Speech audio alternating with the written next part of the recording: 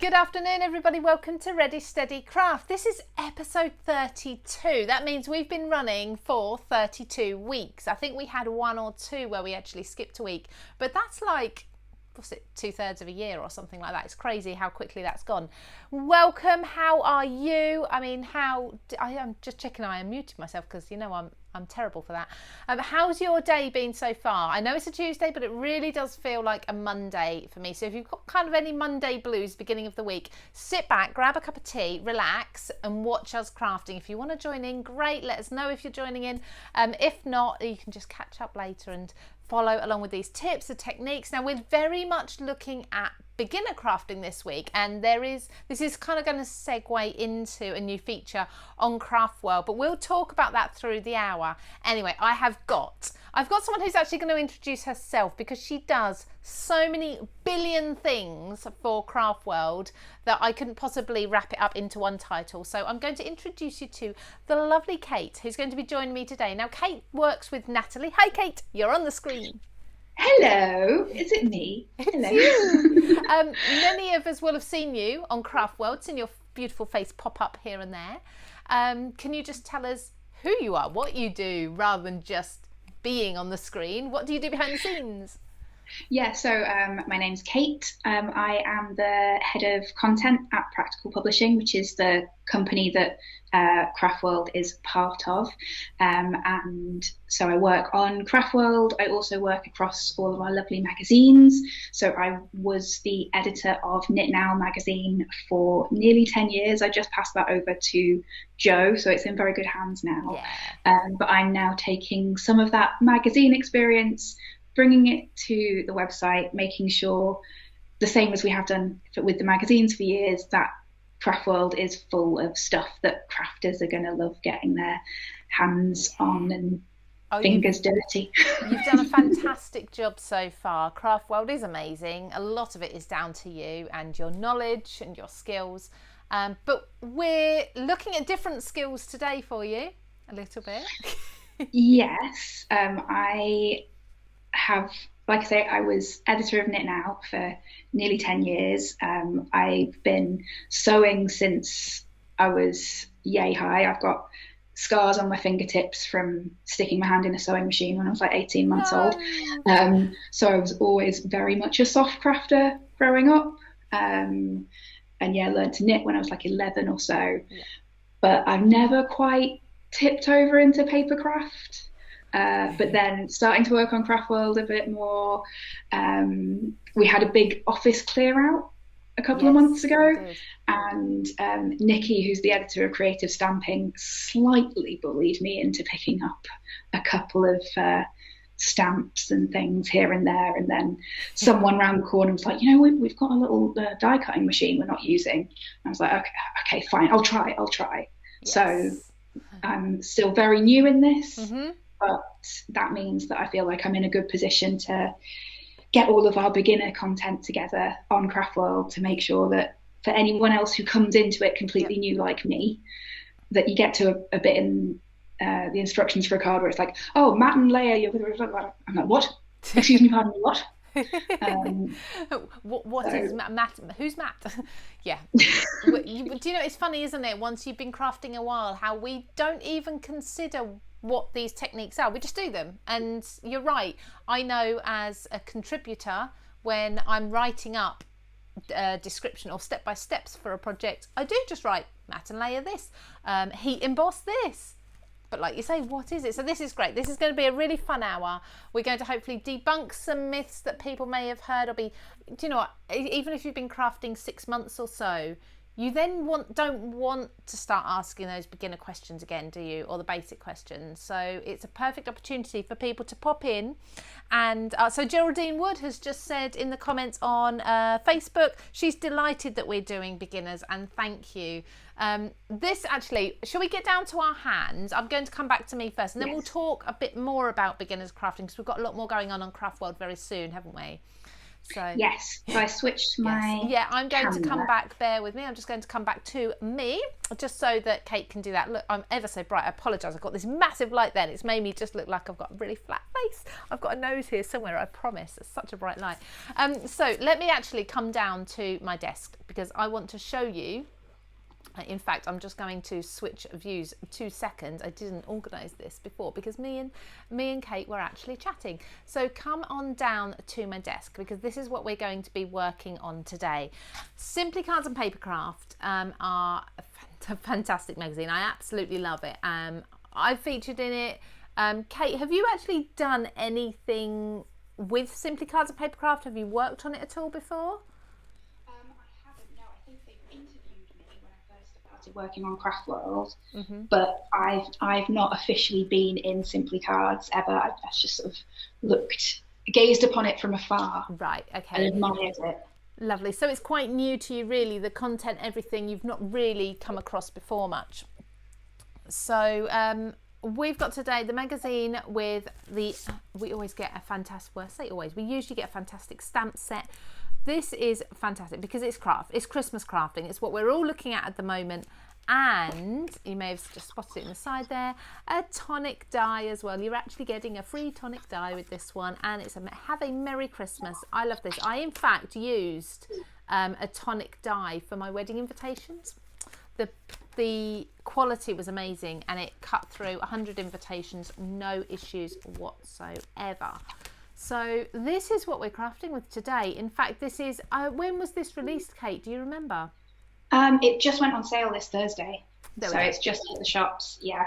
Not even it's supposed to be going down well with people. I've already seen a couple of folks on CraftWorld sharing their makes with it, which is always nice to see. Lovely. Now, I was always one of the ones that would be queuing up at the newsagents the day that it was supposed to be on sale. I'd get there first thing in the morning and they hadn't had their delivery yet, so I'd have to come back at lunchtime, back later in the day until I could get my hands on it.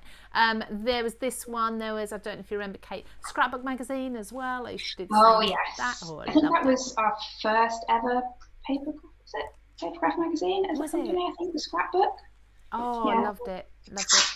So I would always be down the newsagents, but now you can subscribe. Woohoo! You could probably just subscribe in those days. Well, you could actually. I know you could because I did eventually.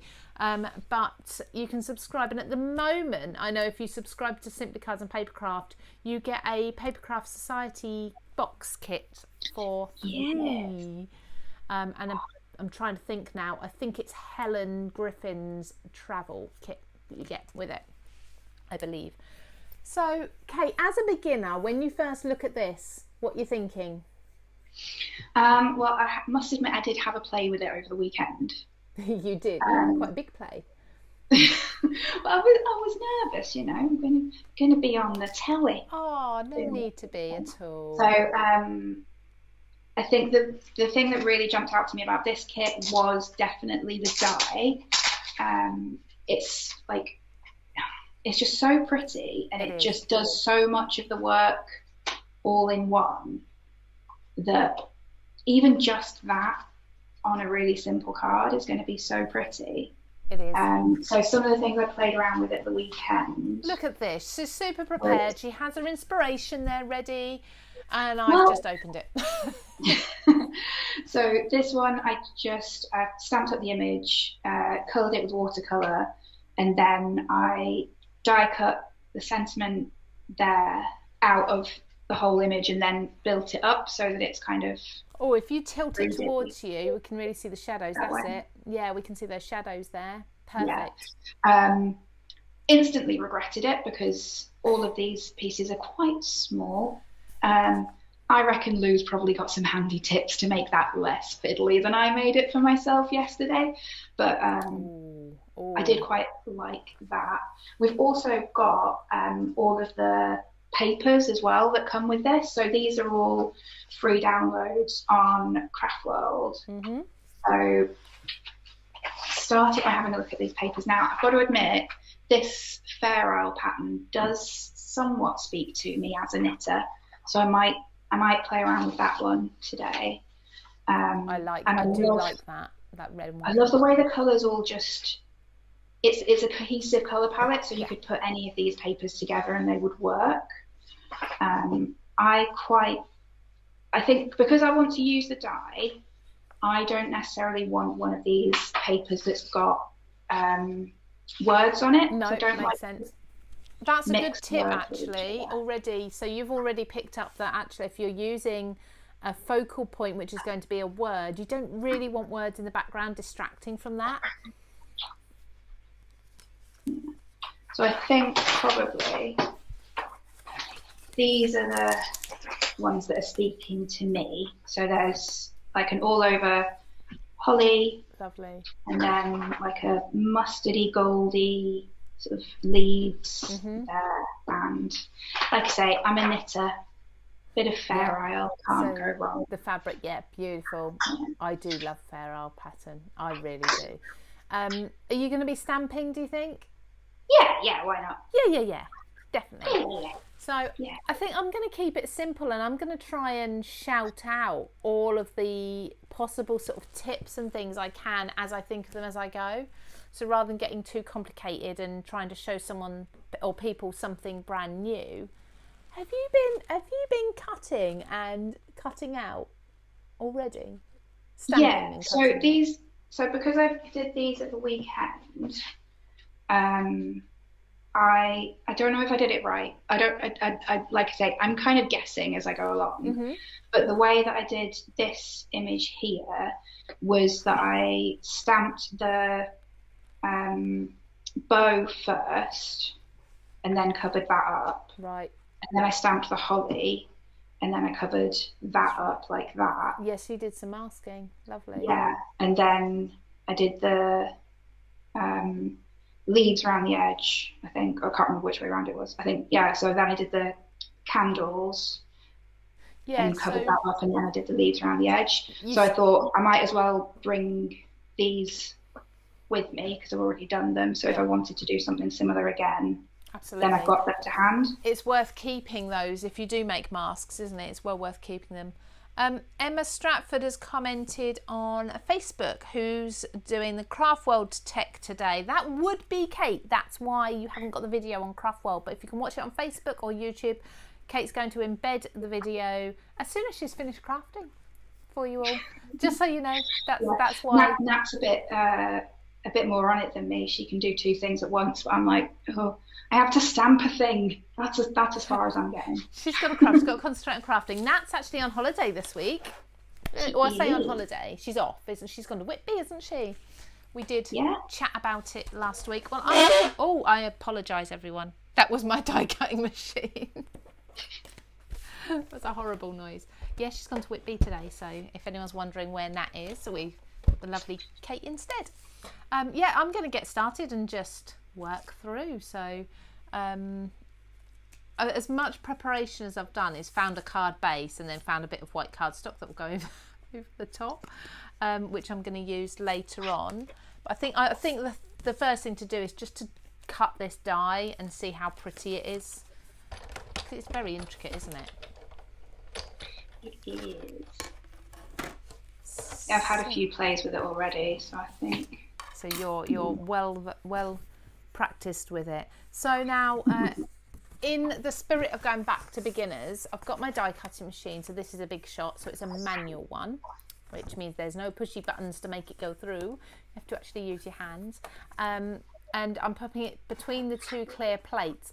But I like to put my die down and my cardstock on top, so the cutting edge facing upwards. A lot of other people will cut this way with the die facing down into the cardstock, but I don't know why. I've just found I get a better pressure if I do it this way. My reasoning is, because I've thought about this a lot, why do I get a better cut that way? So if you look at it this way, your pressure is coming from your rollers, both top and bottom of the plate. So if you think about your die being in here facing down into this thick plate, towards thick plate, the pressure has got to get through all of this, and there's no wiggle, there's no flexibility there. So it's got to get through all of this before it hits those cutting blades and the paper.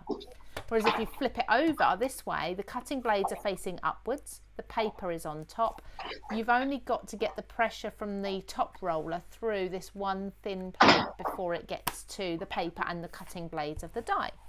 So in my mind, you get more pressure or better pressure on there, and also you get the flexibility of that thinner plate on top. So there's a little bit of movement. So if your die isn't perfectly straight, rather than getting mist spots, rather than it kind of seesawing, the plate can also almost sort of mould around the die a little bit more, and you get more close contact on more of the die. Does that make sense? I hope it makes a little bit of sense. That makes sense to me. So so you say you put it with the thing facing up? Yes, and that's the way I like that it. on top.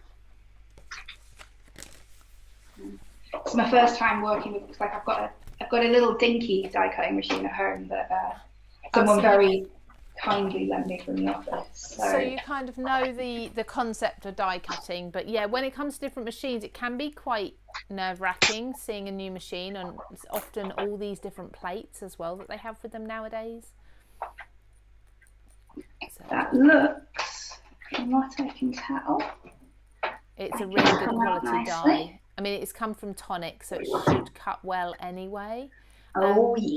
Your cardstock will vary, obviously, depending on what you've got in your stash. So you can get cardstocks that are harder to cut. Now, it's pretty obvious that a really thick cardstock, like a higher GSM, say 350 and above, would be a bit harder to get through. You may have to run it through a couple of times. But the texture of the cardstock also makes a difference. So I've found that if you've got a really smooth cardstock, that can actually be harder to cut, because the way cardstock and paper is made smooth is by, it's in the manufacturing process. The fibres are squashed together really, really tightly, really densely to get that smooth finish.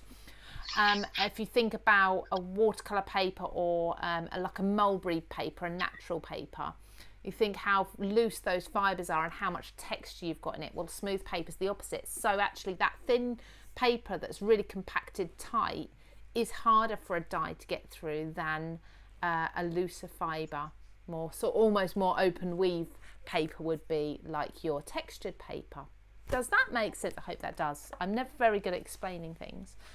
No, it does. It's like, so if it's denser, more solid, then it's going to be harder for the die to get through. And if you do need to run it through a couple of times, I'd definitely suggest taping it down with a low tack tape. This is a really good one I've found, actually, and it's from Crafter's Companion. I think it's a pack of 3 in the box. Can't remember. I got it off Craft Stash. It's a really good tape for taping your paper to your dies, and then you can usually remove the tape without damaging the paper. And it's thin enough so that it doesn't interrupt with or get in the way of your die cutting at all. Let me just see. I'm just gonna read some comments. So Rainy's just said she started turning her dies upwards after I mentioned it before, and she's found they cut better as well.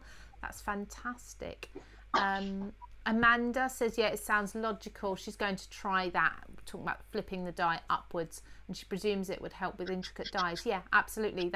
I used to work, many of you probably know, I used to work, I think, for about 6 years for tattered lace, and tattered lace dies are extremely intricate, and this was something that helped me. Hello to Margaret Parish. Thank you for joining us. Hi to Lynn. You're not late.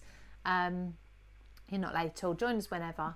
Ella used this tonic die earlier today, and she made her first Christmas card with it, and the photo will follow on CraftWorld soon. I can't wait to see that, Ella. I'm gonna pop over to YouTube as well. I'm not missing you out. I can only look at one app at a time, I'm afraid. Terry Gust from Nevada, hi to you. I love people joining us from other sides of the world. It's fun. It makes me goosebumpy to think that we can connect with people millions of miles or thousands of miles away. Nicola White, hello to you. Debbie Plowman, hello to you too.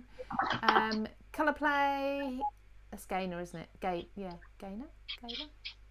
Correct me if I'm wrong. Good afternoon, everybody, she says. Nicola says, my voice is much quieter than Kate's. Can I turn my volume up a little bit? Of course I can. Absolutely. Oh, Colour Play says the plumber's arrived. She's got to go. We can always catch up. Let me just turn my volume up a little bit. Bear with me, and then you can have as nice and even sound. Now, is that a bit better for everybody? Kate, could you speak for me? I can speak, yes. How's that? How's that, Yes. everyone? Can you hear me? We can hear you. So, yeah, I think Kate's is a little bit louder than mine, but are we worried? Nah, that's mine. Oh no, I've just turned Kate up. I've turned Kate up instead of me. I apologise, everyone. I will turn mine up instead. I am on the world's squeakiest chair as well, so you're probably just getting a lot of chair squeak. Back to both of us. There we go. We're getting a lot of chair squeak from Kate. We need a little bit of WD-40 today, I think. Because mine's I'm just going again because there was something that I tried at the weekend that I quite liked. So I'm going to try and do something similar with this die where I layered it up with a green underneath and a colour on top, and then cut away the holly leaves. Right, okay. So little green holly leaves underneath. Nice.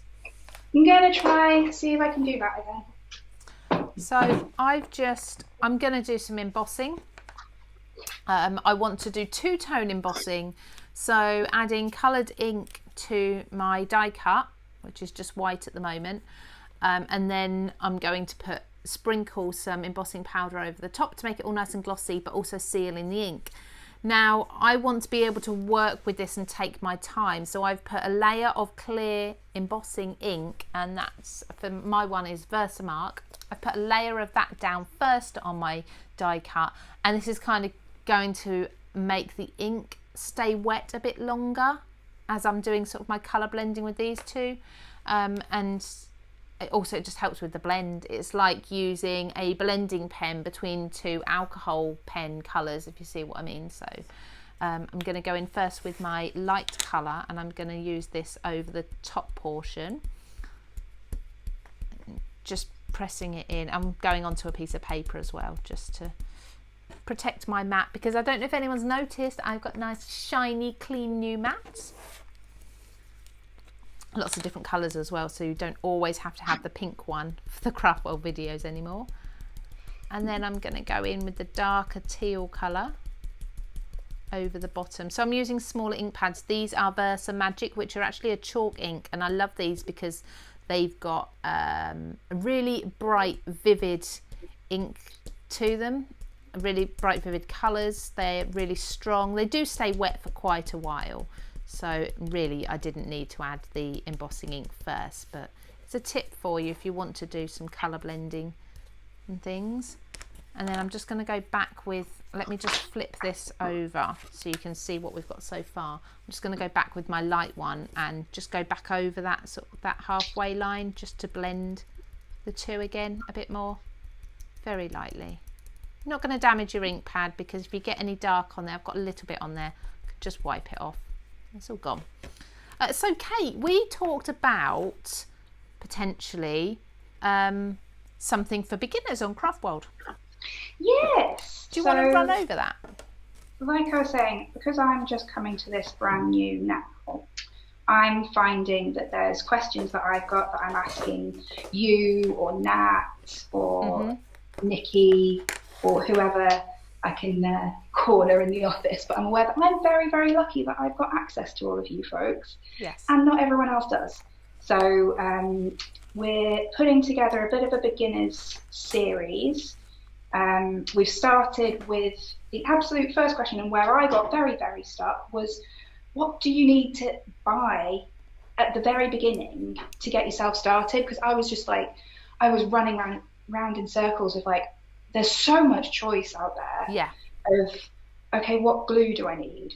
What's going to be the best ink for stamping?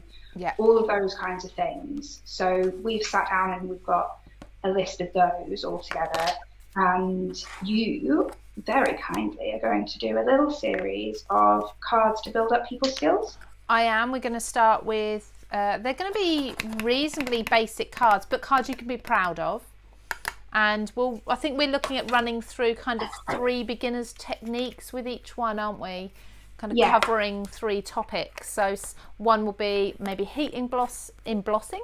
It's a new thing, that. Embossing, and maybe a little bit of colour blending and something else in one. So you'll work through. So far we've planned 4 videos. I say planned because we haven't got there yet and they'll be out soon.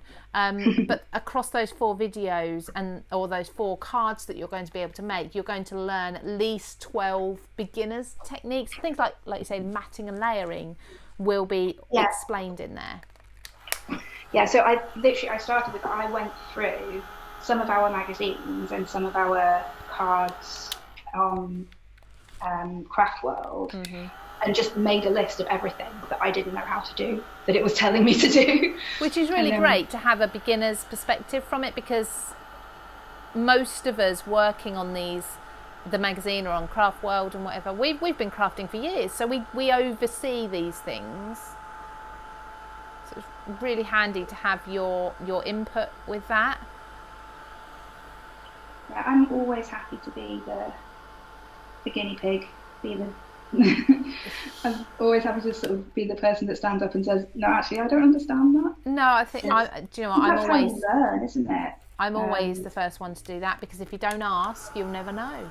Or you may never know. And it's so much easier. I mean, if any of you right now in the comments, I'm trying to keep an eye on them as well.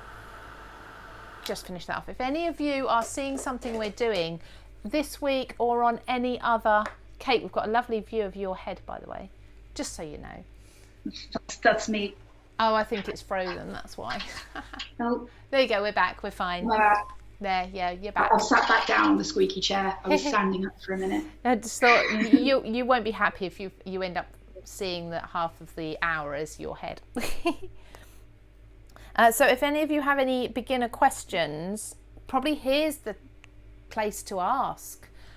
Because even if we don't catch the comments necessarily in scrolling through, someone else might actually answer for you. Someone else has been crafting a while, so yeah, let us know any questions. I'll go back through the comments as well with you and Natalie, probably. Yes. And if there's anything that comes up, we can try and answer it in an article on CraftWorld or whatever. So I've made that all glossy with the 2-tone, like the ombre effect on it as well, which I really like.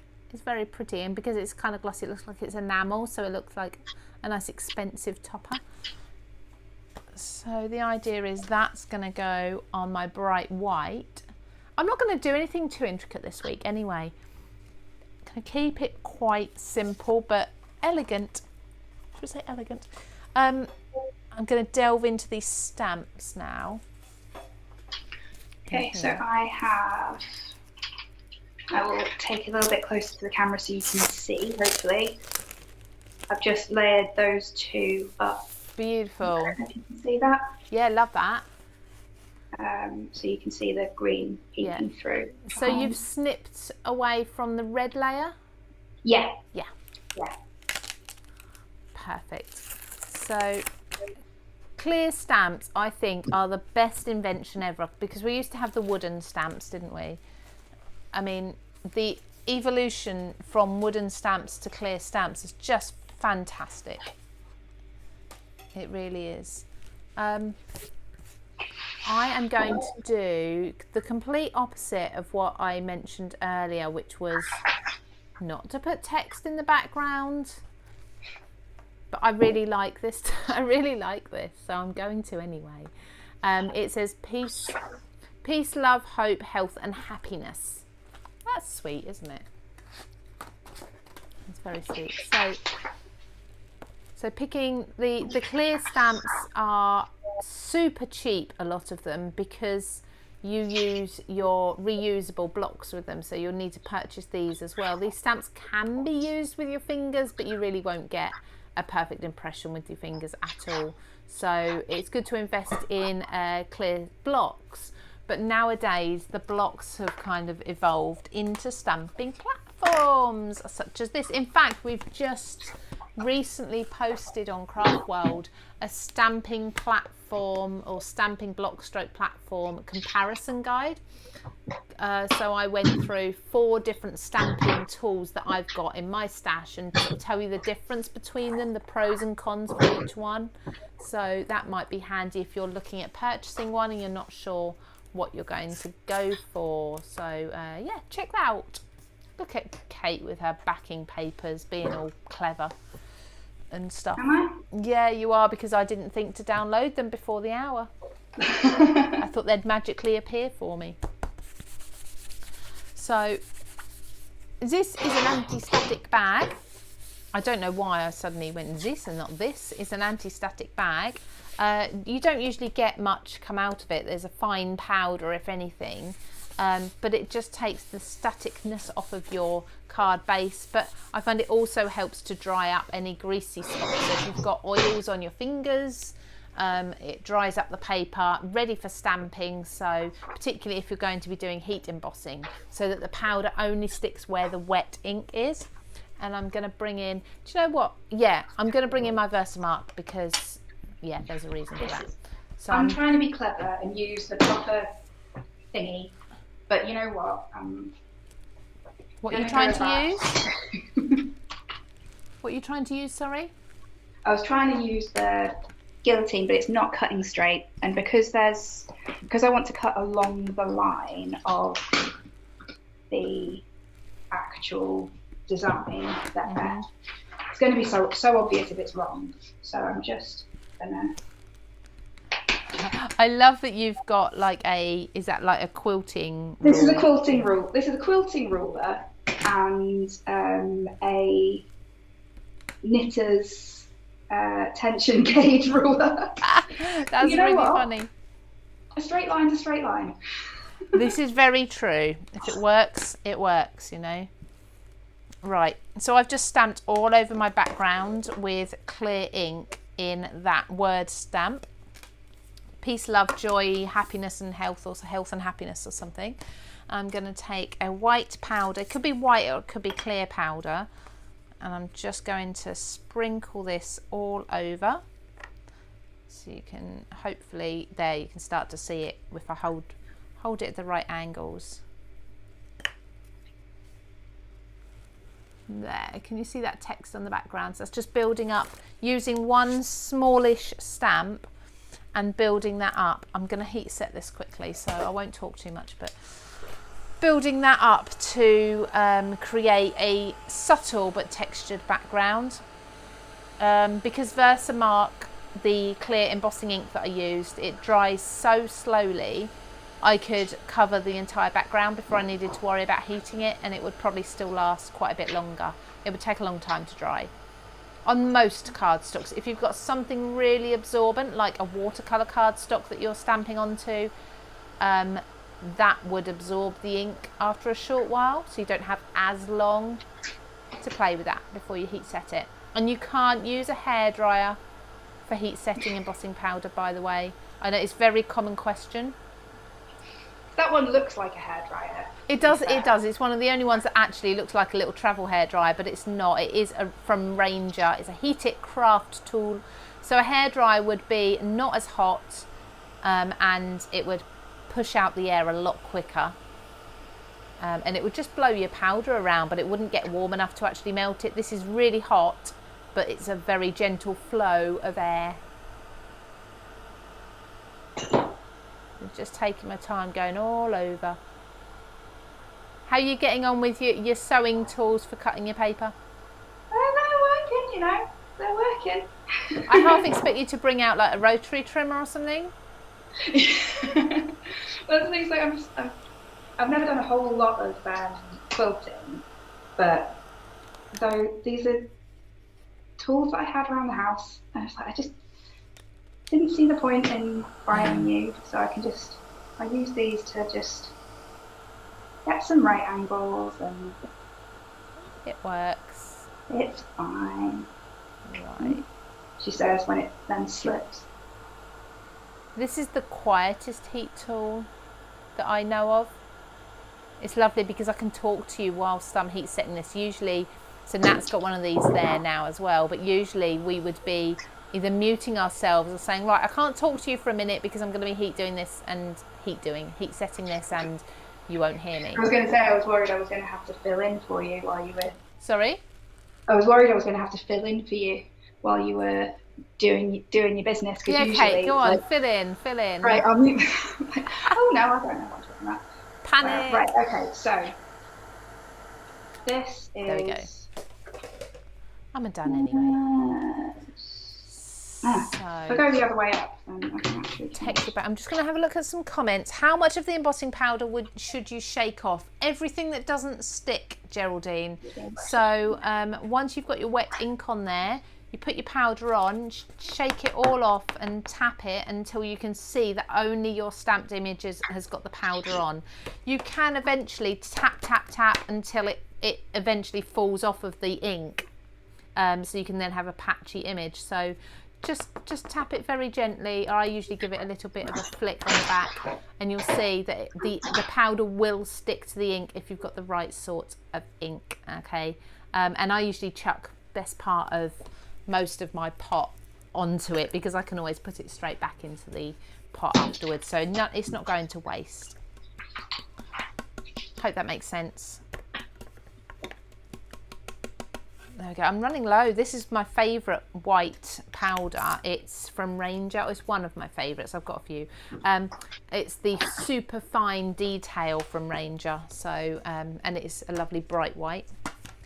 Now I'm just going to trim this down a little bit because it's not quite even. So I'm going to trim the edges. I don't measure anything, so I'm not really a very good example.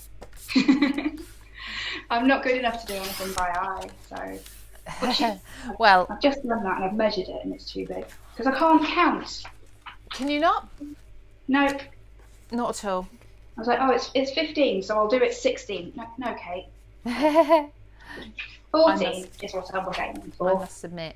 Let's try that again. But then I'm going to have some nice little thin straight strips, so that might not be the end of the world. I might be able to use them for something. So I just keep coming back and having a look and seeing, do I need to take a slither off any of the edges? No, that looks fairly even. I am going to use this dark blue that I bought in right at the beginning. I'm going to be bringing this back and matting and layering with this. So that's just going to do a nice edge. So shall I do a little bit of matting and layering? Yes, show me what I should be doing because I'm winging it. So how would you? I've been winging it. The problem is, the problem is I don't measure anything. So you can measure. So you could measure like a 4.5 inch, or say a 4-inch square would be your top layer. The layer underneath would need to be a bit bigger, so that would be like a 4.25 inch all the way round, both ways. Okay, that's if you're really good, but I'm not good. I don't measure anything, so what I tend to do is have my top layer here, and I'm just going to put into the corner of the colour that I want underneath. I'm going to put that down, and I'm going to move it until both this edge and this edge are even, and the sort of depth that I want the matting and layering. So it can be a really thin line like so it's really subtle, or it can really be like quite a chunky mat. Excuse me. But you have to bear in mind that whatever your card base is, you need to be able to fit that squared on your card. So when I put this white panel on my card, and I'm going to have my coloured mat between the two, I've not got that bigger gap here between them, and I kind of want my matting and layering to be about half of that. All right, so let's bring it back. So I think, looking at it, so I'll do it by eye, and again you can measure if you're better than me, which most of you will be at this. I don't have time for measuring. And then I tend to use a pokey tool rather than a pencil, because a pencil you've got to think about rubbing your pencil lines out. With a pokey tool you don't.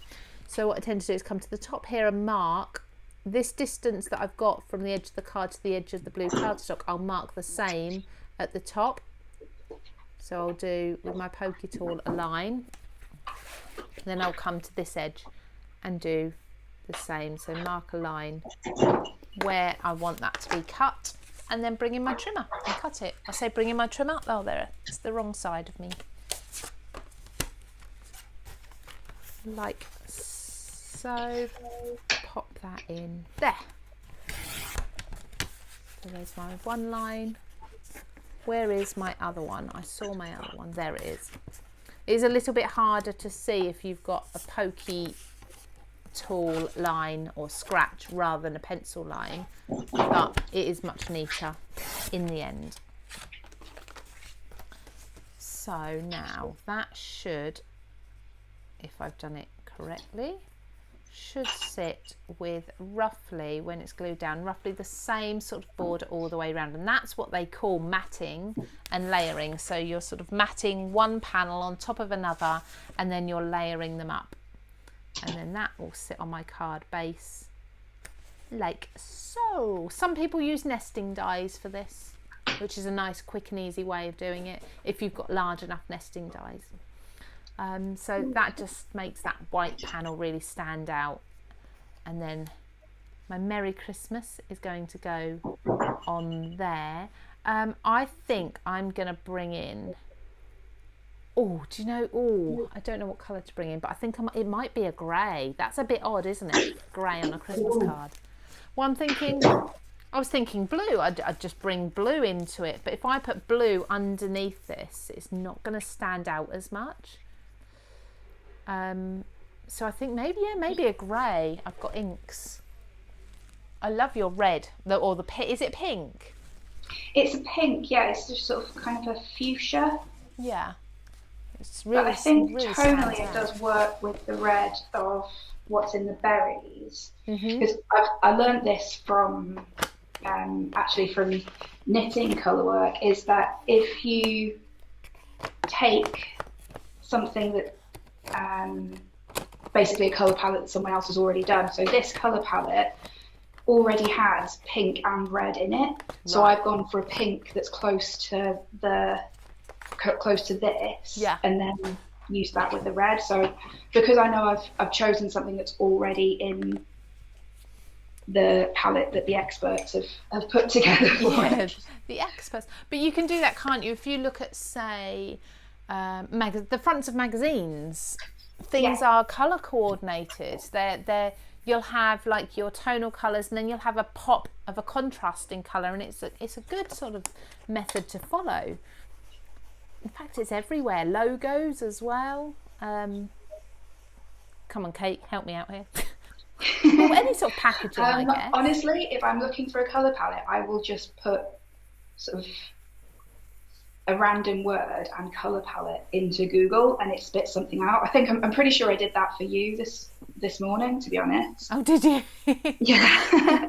When we were talking about colour palettes for the beginner cards, yes. I was like, well, I must admit, I couldn't, on the message that I saw, I couldn't see the link. I need to go back and see what that was, I think. Or did I? Did I reply to that message even? I'm sure you did. Oh, did I?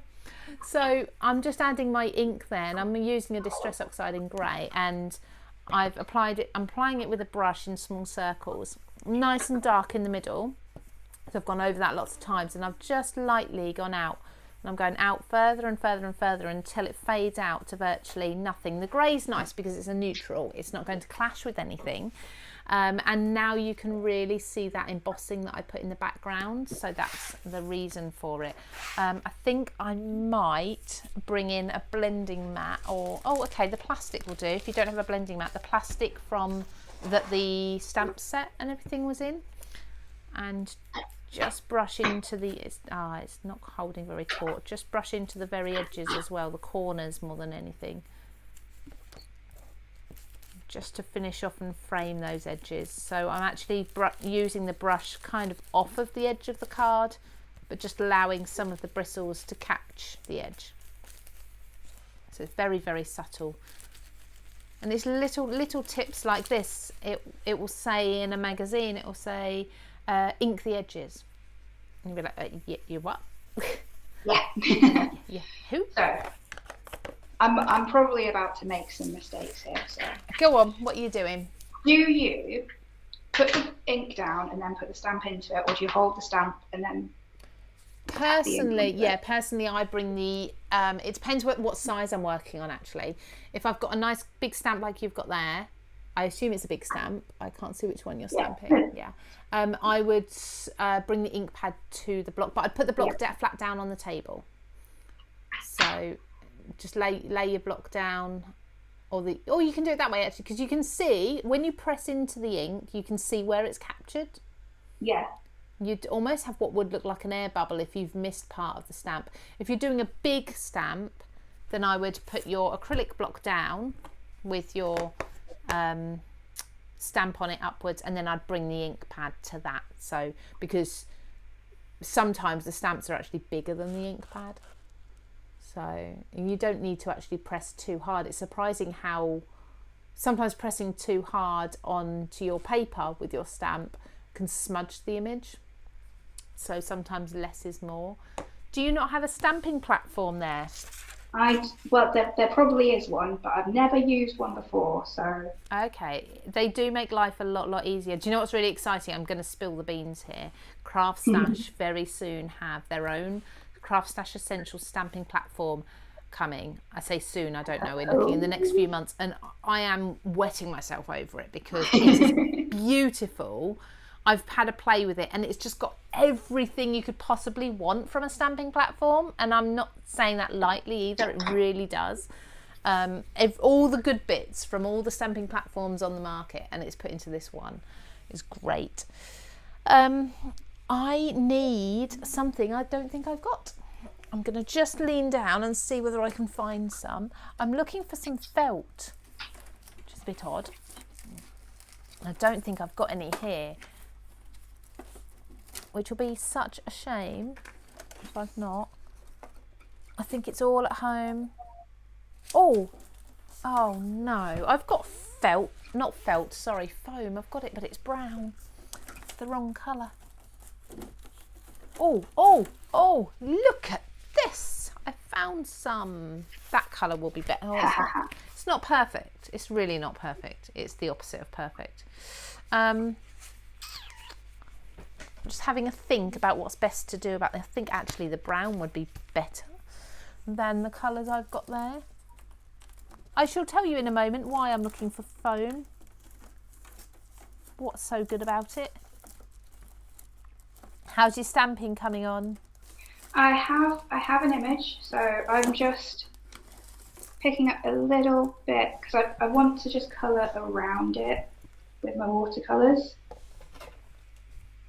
Because I think this image of candles, it's nice just being the candles themselves just being quite neutral, but just adding some watercolor around it just so it's not nothing, you know. I like that. And what watercolors are they? This is just a little Winsor & Newton palette, just a little travel palette. There's a good comment in on Facebook.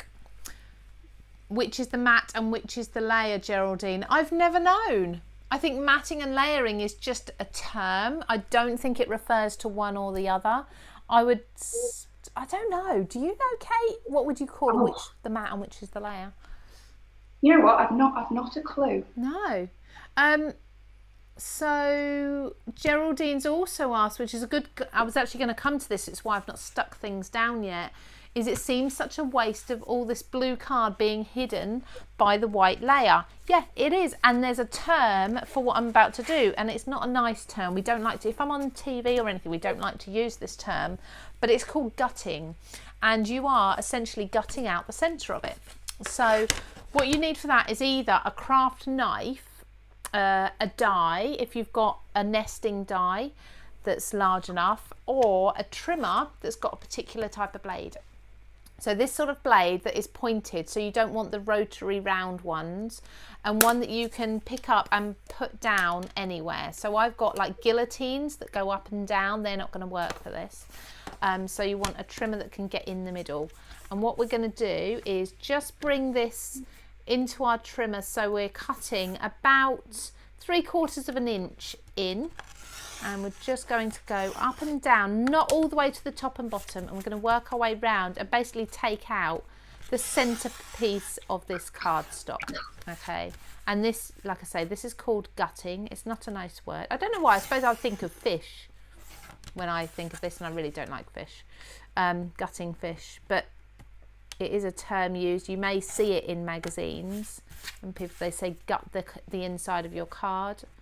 And what some people will do is cut this piece out. Let's just see. Got a little bit left there to do. Is that cut through? I think so. This is all going to be hidden, so just take the corners away. Take this piece out. This is going to be behind your layers there. So you're quite right, Geraldine, that's all hidden. But this piece, if you wanted it to, this could then be used on the front of the card. You could cut some embellishments from that, and they would then match your border. So you're not wasting the card. So we'll put that away and use it for another thing. So hopefully that's answered that for you. So Marie has suggested that she would have thought they're all mats, but the technique is the layering. Sounds right. Emma says the mat goes against your base layer and then all the others are layers. Yeah, and Amanda said very similar. The mat goes first and the layer goes on top. It's something I've never thought about. So in this, the holly of mine would be the mat, and then this ivory would be the layer. Yes, I believe so. So I'm just going back and forth with, because obviously I cut this Fair Isle design, but I think it's better without. Prefer it without, do you? I quite like it. It really, the pink really stands out then. Yeah. Decisions, and this is where people are crafting all day long because they keep finding new things to do. I'm very quickly going to die cut. It's going to be my last technique before I just glue everything together. I'm going to die cut some foam with the die. I won't bring my die cutting machine in too much because you've seen die cutting now and the way I do it. I would have liked to have used a black ideally, but I don't have a black foam. I could have had more time, paint this foam once it's cut and then leave it to dry before I use it. But essentially what I'm doing is creating a nice deep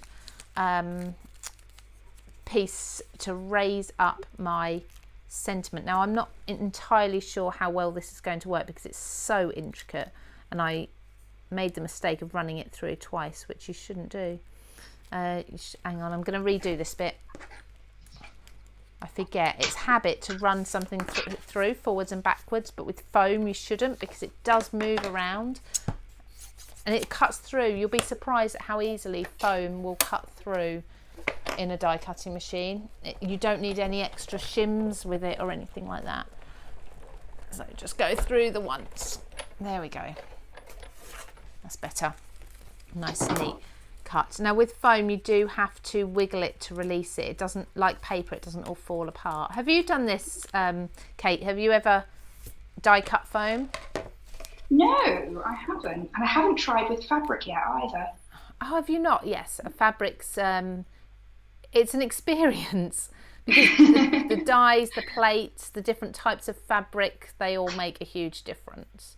So yeah, I've been tempted with, you know, with like patchwork in particular. Yes. When you have to cut 7 million of the same little fiddly pieces. Absolutely. There's quite a few companies that do particular fabric dyes, aren't there? Yeah. Quilting dyes. But then I've just... Kate, you might remember, I'm trying to think of the name of the machine now.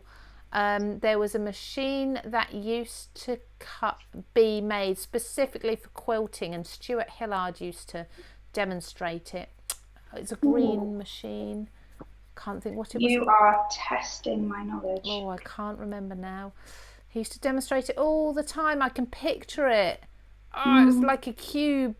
Oh, and it had big dies made for quilting. You could cut like a whole quilt, all the patchwork pieces for a whole quilt in sort of 15 minutes. Kate's like, oh, sounds amazing. But see, then there's part of me that's like, isn't that part of the fun of it? Yes, I think for some people it would be. For some people, I guess, I'm very much a process crafter. I love the process of it. Yeah. So for me, I feel like I'd be doing myself out of some fun if I did that. No, I mean that's each to their own. I love the process of crafting. I wouldn't want to speed things up too much, which I think for me is why I don't go in for digital crafting, because I like physically doing the crafting, not just the end result. I guess with quilting there are two stages though, aren't there? There's the cutting and then there's the sewing. Yeah. So maybe if you're really not keen on the cutting. And definitely with dressmaking. Oh my days! If there was a machine that could cut out my fabric for me, dressmaking, I would spend millions on it. Oh, I can't think. Oh, it's going to bug me. I'm hoping someone has commented and said what it was. AccuQuilt. Thank you, Lynn.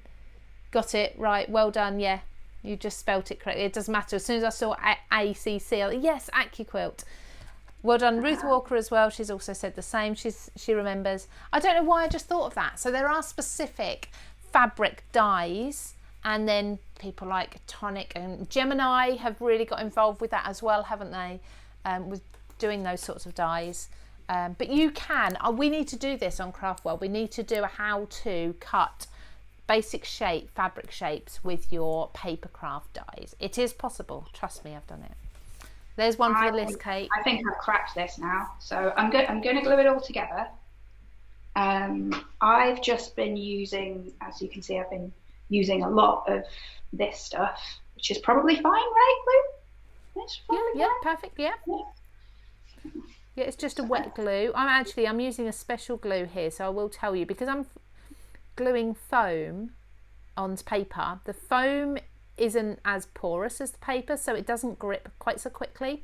So to get a nice quick grip, I'm using the Cosmic Shimmer, I think it's Flake and Glitter. Yeah, Flake and Glitter glue, and it is super sticky because it's made to grip onto things like your glitter. And it just means it will grip really, really quickly when I put the two layers together. So I'm putting this foam, which, like I say, is unfortunate, it's brown, but you'll get the idea, underneath my die cut of the sentiment, after I took about 20 minutes to release all the little pieces of foam out of it, but it's there now. It's holding its shape well. And that will just lift it up on the card. I'm going to place this down. Oh, it's the silent bit where I go quiet because I'm concentrating on lining this up.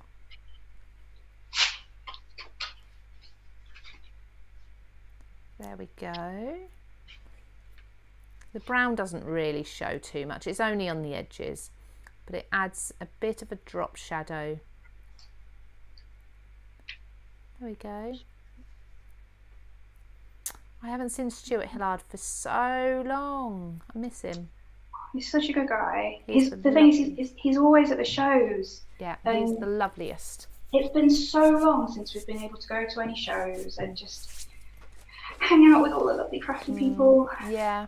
I really, really miss seeing all of the amazing people that we work with, our designers, the brands that we work with. It's just, I always say it's the best thing about working in this job is the people. We were saying this before, that just the best people. They are. From the people you see on your screens and in your magazines to all the people behind the scenes, I think, and the readers as well. Of course. I've been so lucky over the years with the readers we've had on it now and all the other magazines that I've worked with. Just getting to make people happy, which is what we do, and it's just I'm getting all emotional. Are you really? Right. Should we change the subject so Kate doesn't blub on the live? I think I'm almost getting there. You're almost getting there as well, Kate. Are we doing pretty much there? Yeah. Doing okay for time? In terms of this little fiddly thing, I've been using a little glue pen. Yes, quickie glue pen. Is that what you would recommend? Yeah, absolutely. For intricate pieces, that's perfect. It's nice and clean. It dries. It sticks instantly. It's nice and dry. If you're doing larger pieces, you'll want a glue bottle because that would just take you forever. But yeah, that's perfect. So I just picked this up a week or two actually, and it's just made things so much easier. I have seen as well some folks have like a spray adhesive. Yes, spray adhesive is good. You do really need to obviously be in a ventilated area with that. Which this studio definitely is not. It's really not. And you also need to protect around the surface around because the sticky mist can go everywhere. But if you're set up for it and you're doing a lot of large area gluing and you really want every part of that large area covered, then spray adhesive is 100% the way to go. There we go. So I've just used my fine tip applicator. These are on Craft Stash. I think they're 3 in a bag and I think they're a woodware brand. But yeah, they're fantastic for decanting your favourite glue into. They come as empty bottles. You put your favourite glue into them. Yeah, and then you can just use them on tiny detail. I think I've not put enough on now. It's not sticking down. So I'm hoping you can see how that has just lifted up this sentiment with that brown foam. Like I say, black or white would have been better. Probably black because it adds that sort of shadow look to it. But you've got that deep colour underneath. It's just lifted it up ever so slightly and given you that 3-dimensional. And then can you see actually as I turn that, can you see the shadow of the sentiment on the background of the card? It's really cool. And for that sort of thing, I don't think you need a lot more. I think that's where you sort of say, right, stop. I've done enough. It's, you know, if I start adding things, it's going to be too much. I'm just going to read some comments because I think I'm pretty much done there. I'm going to use some foam pads to put this on just because I want a little bit more dimension. Lynn loves the pin flare glue. The bookbinding glue is quick drying. It's great. Yeah, I absolutely love pin flare. I love Christine as well. She's such a sweet lady. Ella, this is another side conversation I think going on in the background. Ella, Marta's just reached 1,000 subscribers on YouTube. Woohoo! Well done, Marta. We're going back to mats and layers there. Okay, so yeah, thank you. AccuQuilt. Paula Talbot, hello to you. Fabric cutting was why she bought her Gemini, to ensure uniform shapes, but now she also uses it for her papercraft too, so double value. Absolutely. If you dabble in both fabric crafts and paper crafts, then I think a die cutting machine is going to be one of the first big tools that you're going to buy. It's just going to cover all of them. And Paula likes to watch the rubber stamping stuff too. She has a few of them and she just didn't know how to use the free items you get with magazines, and you just buy to see whether you like them. So yeah, that's basically what we've got on here today. So they're not made of rubber anymore, so we call them rubber stamps very often, but it was originally stamps were made of rubber, and they were usually a red rubber, occasionally a grey rubber. Now they're acrylic, silicone, sorry, not acrylic, they're the blocks, silicone, photopolymer is like one of the top quality clear stamp materials as well. There's quite a few different materials, but essentially, yeah, they're all mostly clear now, aren't they? We don't see many coloured rubber ones, but they're sticky, they stick to things and then they stamp beautifully. Do they ever lose their stick? Sometimes, so mine tend to lose their stick if I've been using embossing powder or glitter near them. It's usually just because I've got messy, if I've got any other sort of things on them. But you can go and wash them, just wash them in cold water or a little bit of soapy water if you need to, and let them air dry. It's really important, let them air dry. It doesn't take 10 minutes. And then they'll just be straight back to brand new again. And I think that's why they're so popular, because you can just keep using them over and over and over again all the time. And with clear stamps, with them being clear now, you've got that ability to kind of see through where you're stamping. Yeah. And that just things like what you've been doing, Kate, with your masking off and then stamping and building up a scene, things like that are all done so much more easily with a clear stamp. Imagine trying to do that with a wooden block stamp, for example. Oh, no, I did textiles at school, and we did, wooden block printing on fabric. Yeah.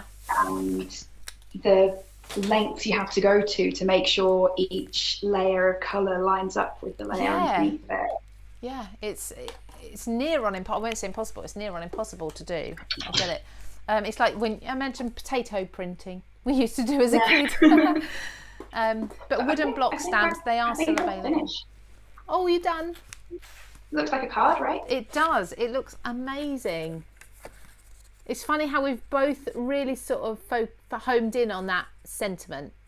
It's so pretty. It's just so lovely. It's a lovely balance, I think, of sort of modern and traditional. Yeah, it really is. Where it's friendly, but it doesn't feel fuddy-duddy or old-fashioned at all. Not at all. I really like it, and I think you could do this in so many different ways. I mean, you've been playing with it and you've cut into your watercolour image, you've layered it over there.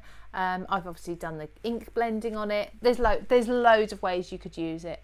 CraftWorld have commented. Who's commenting for CraftWorld today, Kate? Oh, I don't know. I don't know who's on there. These cards have really come together. Well, thank you, CraftWorld. Could be anyone. Could be Hillary. Is it Sky or Hillary, maybe? Yeah, could be. Thank you, whoever it is. Margaret has just joined us recently from Montana. Woo! Congratulations. Well, I say congratulations on finding us. I mean, welcome. We're just about finished, but please do check back and see from the beginning. We've had a lovely relaxing hour. And Jane G on YouTube has just come across our site and she loves it. I hope you love it. There's so much going on CraftWorld. As we said at the beginning, Kate is very heavily involved. Look at all these she's made just using this one cover, and me with my one. Tidying up, I'll get shouted at. I leave the studio in there. Oh yeah, got to tidy up. You've got to be out there in 20 minutes as well. we better go. You have meetings and things. You're a busy lady. Yeah. Do But you? you've got to make sure that there's stuff for everyone to enjoy for the rest of the week. Absolutely. You are very busy. You work so hard on CraftWorld, and we all appreciate it. We really do. Shall we leave everybody with this view rather than worrying about switching cameras? Shall I switch back to? Do you want to switch back? Okay, I'll come back to me for a moment and allow you to do that in peace, so you can have a better view of my card. I don't know how well you can see that. There it is. So that's actually really simple with the neutral blending in the background. And Kate's back! Yay! You can stop looking at my card now. We can go do a wave now. Now, Natalie, she has face. Natalie always does a game show wave. Do you think you can pull that off? I can. Let's see. Limber up. She's ready. Thank you so much, Kate. It's been a pleasure, and I'm going to schedule you in at least once a month to join me. Oh, Lordy. You'll be absolutely. Well, it's been lovely, actually. It's been really, really nice. Yeah, it is lovely. It's lovely to have you. And you know what? Although this was a beginner's session as such, it didn't feel like a beginner's session. I think we've rammed in so many tips and techniques. I think we've managed to entertain everybody of all abilities. We tried. Gives that wave then. Go on. Take care, Kate. We'll see you again soon. Thank you. You're so lovely. Thank you all for joining us as well. I will be back. Oh, I don't know. I think I'm on holiday now. I think I've got a few days off now. So you've got the lovely Sam on Craft Stash on Friday afternoon. But there's lots coming up over on CraftWorld. Lots of videos to be released that have been pre-recorded. So keep an eye out for all of those. We've got more colour combinations. We've got more card templates for you. We've got new series that we're planning as well. So definitely, if you're part of CraftWorld, please make sure you obviously you're a member if you sign in, and you can see most things. But if you want to see everything, we've got some premium membership options as well. Check those out, because you do get access to absolutely everything there. Nothing is sort of behind closed doors for you, and it's really affordable, but you also get some fantastic gifts with that too. So I'll leave you with that. Go and have a wander around craftworld.com to see the details, and we will see you again very soon. I'll certainly be seeing you next Tuesday at 3 p.m. for another Ready Steady Craft. So take care everybody, and